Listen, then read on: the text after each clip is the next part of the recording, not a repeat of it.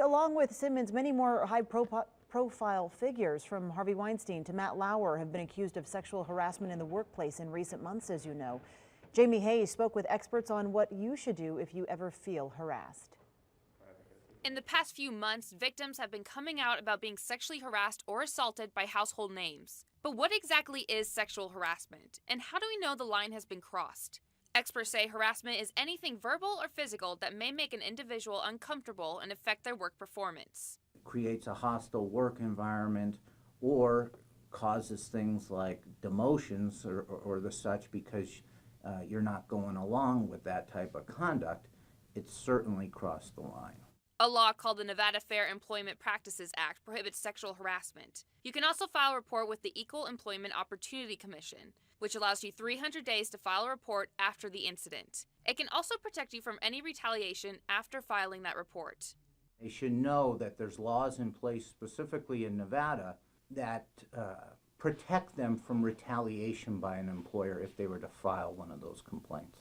It also helps past victims who were afraid to file a report. So if you have a company where it's long history of sexual harassment going on for 10 years and there's 100 potential plaintiffs out there who have blown their limitations periods, and one person who hasn't timely files, those other 100 people can then intervene. Most of these victims have waited years to tell their story. Experts say there's a stigma on victims and they hope it changes.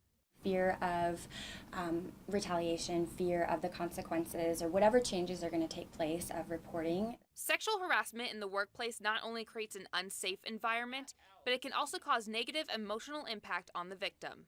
Anxiety, depression, that might lead to social anxiety where they don't want to go into certain social situations because they don't want it to happen again. Experts say with the recent news regarding sexual harassment in public figures, it just shows that you are never too big to fall, and that it will help more victims gain the courage to come forward. No matter the position of power of the person doing the sexual harassment, laws protect you, and it's equal across the board, and no one's above the sexual harassment laws. People will be educated about their rights, be more civilized, and more respectful of other people, and more likely to report it. Covering the story, Jamie Hayes, Channel 2 News.